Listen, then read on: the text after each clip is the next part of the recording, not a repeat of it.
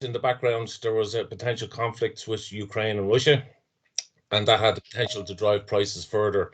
So since early February, we've seen prices peak quite a bit once the war escalated. Prices have softened down somewhat, but there's still tension, there's still issues there. So our speaker today is Keith Donnelly, and Keith is the head of trading, renewables and services. Keith will go through what the main issues are, what the main drivers are, what's some likely potential outcomes, what coming winter will look like, all of those type of aspects. So our speaking slot will be approximately 20 minutes. We'll have a Q&A session at the end, which will be 5 to 10 minutes. Your mics will be on mute, but we'll unmute them at the end for the Q&A session. So this session will be recorded. It'll be available to you at the end. If you have any questions as well, you can use the chat function up at the top of the screen as well, and we'll come around to them. So I'll just hand you over to Keith Donnelly, who'll go through today's presentation. Thanks, Barry, and thanks everyone for joining us today. I'm just going to turn off my camera because I'm a bit conscious of kids at home today and whether they're on PlayStations and not pulling down on bandwidth. So I'll turn the camera off just to make sure everything keeps running as smoothly as it can. So yeah, I suppose our theme for this one, or overriding principle, is this energy war, the war that's continually going on between Russia and Ukraine at the moment. So as Barry alluded to, our journey so far is we kind of first highlighted maybe last summer, and we had an update similar to this back in September last year, where we highlighted the geopolitical risks and how they were increasing in the area. At the time, the cuts in Russian supply and the fact that Russia didn't fill any of their storage sites looked like they were trying to force through Nord Stream 2 and get that operating and try and force a reliance on Russian gas through that pipeline. But it looks like now eventually it's culminated in the invasion on Ukraine, and it's more about ensuring reliance on Russian energy to help fund that Russian war effort. So probably, quite smart at the time, but something that a lot of people didn't see until it was probably too late. So the next question is, and we sent out a market update on this about kind of last week, 10 days ago. What happens if gas flows stop? So the risk of supply disruption is increasing, while the EU are still stopping short from imposing a ban on Russian oil and gas imports. Putin is posturing to cut supplies if payment is not done in rubles. So I suppose if either happens, whether it's Russia who cuts off supply or the EU say they're no longer taking any more gas, the risk to Ireland is minimal in a physical sense. We receive, if you were to track the molecule flowing from Russia, I'd say you'd be doing well to find even one molecule landing here on the island of Ireland. We're reliant on gas that comes through from the Corrib gas field, and then it's topped up with gas which comes from the UK, which they receive via LNG shipments, their own production in the UK continental shelf, and flowing through from Norway. So if EU stops taking gas from Russia, that will continue, and the UK will likely export gas through the pipelines, and the BBL pipeline and the interconnector, which they've been doing non-stop since the 1st of January anyway. And so that's not really going to change. The capacity in those pipelines are, they're operating nearly at a max or close to a max. So there's no fear of additional gas coming that way, leaving us short. We should be fine. But what will happen is we'll likely see prices elevated at levels higher than what we're seeing at the moment.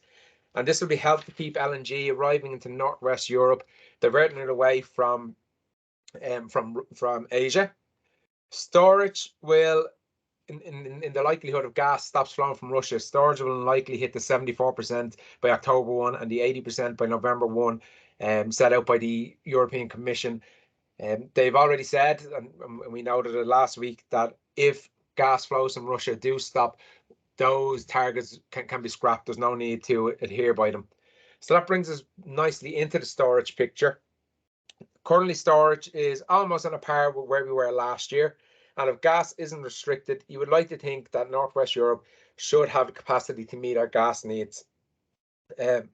It's thereabouts where we are. We've gone through this winter. Storage still has about 20% left in there. We haven't really tested, and even going back there to 2018, where we came through a particularly cold period with the beast from the east hitting towards the end of February, start of March, we still had enough gas in storage to survive those times. So you'd like to think if Russia doesn't, if that gas still flows, we should still have enough gas in storage for this coming year. Just moving on, these graphs, the top one is just a different representation of what we've seen previously. I think it's just a better and easier to understand that gas and storage has been declining, and we can see where it fell, kind of low rates into winter 20, lower last year into winter 21, and where we may get to into winter 22 is anybody's guess at the moment. The bottom graphs, the one on the left is the gas and storage and Gazprom's controlled sites. The likelihood of those being filled while under Gazprom control is probably zero or very close to zero. I can't see them while the strategic, as Putin likes to call it, the strategic operation continues in Ukraine. They're not going to fill those sites. This is to keep pressure on EU to keep that gas flowing, to make sure that they've got enough funds in to fund the war effort and to keep their economy going. They're so reliant on energy for Russian economy that really they can't afford to cut off the gas. This is all going to play into an expensive, volatile winter and probably an expensive, volatile summer period as well, with storage issues being raised constantly. And you'll probably see it on our weekly reports every week, and you'll get repetitive. But that's going to be the key driver this year is LNG and what we have in storage. Bring us on to the summer prices at the moment. Over the past few days, we've seen supply and demand fundamentals take control. And we've seen the traditional softening of gas prices that we normally get at the start of the summer period in the 1st of April. Although this softening now is from a much higher peak. Supply is good at the moment. Demand is falling. If you compare demand in the UK yesterday to even the previous Monday, there's a fall of between 10 and 15%. So as the temperature increases, demand is falling, and it's good news. I suppose one thing though to keep in mind is the payment date for the rubles is fast approaching. So in traditional gas contracts, any gas that's delivered for the month of April is usually paid by the 20th of the following month. So we'd usually see payments coming in due for the 20th of May. But apparently some of the countries across Europe have to pay for the first half of their April supply by the end of April. So kind of from, back end of next week, the 20th onwards is when we're going to start seeing gas payments required in rubles, and whether Putin is going to stand by his threat. I don't know if anyone noticed this morning that Hungary has come out and they're refusing to stand with the rest of the EU.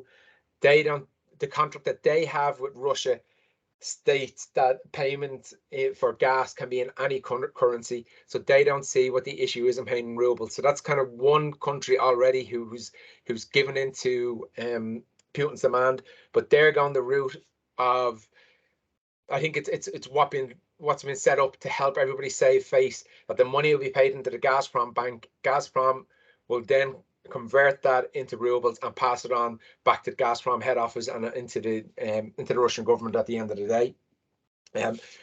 It's whether the EU will stand for that or they'll allow that to happen is going to be a difficult one, and kind of something we're thinking about, or what we're saying to customers is, if you've nothing locked in for May and June, I think about doing something over the next week, just before that deadline comes up.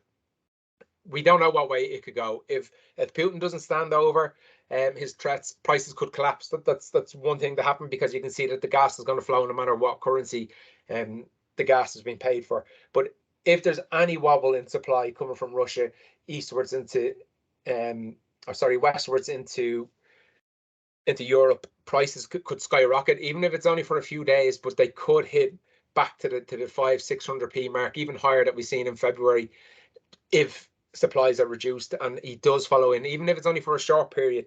But a lot of it is got to be posturing. It's hard to know whether Putin will follow through with this or not. It's like his economy is so reliant on energy that it's hard to see him doing it. But the argument they probably have is he thinking rationally at the moment? Who knows? So that's just something really to keep in mind. Definitely May and June, to avoid any volatility. I'd be thinking about doing it kind of as close or as before the 20th of April, before any of those payments become due. Sorry, looking then into winter. Again, it appears that all the value is gone, even on the curve. Like, you're out to winter 26, where you've got a 95p winter at the moment, which is more expensive than the last previous 10 years we've seen, looking at the graph here. But I think one thing we have to think about now is, do we need to redefine what value is? And it's probably going to be a new step in things that us ourselves, whether we've been Value, Analogy, and now as Flogas Enterprise, have never really pushed or suggested. But if we start locking in gas further out, say for winter 24, 25, and 26, and even 23, you know, at these 175s, 130p levels, if there's a price collapse coming, it may be worthwhile selling back those trades if you do them. So if you lock in now, it gives you a bit of certainty that prices aren't going to go any higher, but be prepared to sell back. It's going to be difficult. I don't think anybody's going to be able to pinpoint when it's going to happen, but I think there is, no matter what's going to happen, whether it comes down to Putin not cutting off the gas flows, whether wherever the outcome of the war is, if it's, you know, whenever it finishes, if it is going to finish this year, or, you know, in the next few months, there is going to be a collapse in prices, because I don't think anyone on this call, I don't think anyone that I've spoken to, traders or, you know, anyone anywhere else, prices where they aren't sustainable. We can't keep going at this level. There's going to be a collapse, whether it's a full economic collapse, whether it's just energy prices that collapse. There's going to be something. So being in the position to be able to act, and to be able to act quickly, is going to be really important if you're going to sell back. If you're locking in at 175p, say for winter 23, and prices hit 185, and that's when we see the collapse, the quicker you're able to react and lock in, whether even if you're selling back at the 175, that's kind of your target you want to be doing, is if you're going to sell back, if you think the prices are going to fall. The other one is to just leave it open, take the risk of when this collapse is going to happen. But the only kind of real indicator we're going to get, it'll be a price movement over 2 or 3 days downwards that's been linked with a change in the geopolitical situation. That's what's going to highlight it. And it's, you know, in hindsight, it's going to be really easy to see it, but being in that position and getting that right over those 2 or 3 days. But just because where prices are now, and there's not real value when you look at the previous 10 years, it is difficult to recommend locking in. But if this war goes on longer than we think, if it escalates, if it goes bigger, then maybe, you know, 130p, 175p is value. Looking at the power, similar story. It's, you know, there's not a lot of value there. You're locking in certainty as opposed to volatility. Traditionally, we're coming into a period of time where the wind doesn't blow, so the gas prices are going to be setting more and more of the energy prices coming into the summer.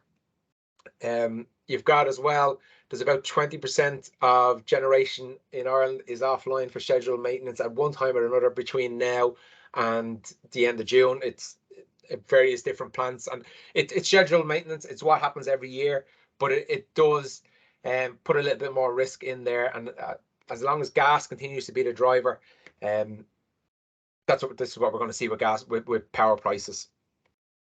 I suppose just looking back, anyone who's been on these calls for the last while, we've kind of always recommended, and we still are going forward, to remove any of this volatility. Either a quarter ahead was kind of our first offering, and even if quarter ahead doesn't suit you, we're looking at month ahead kind of trades.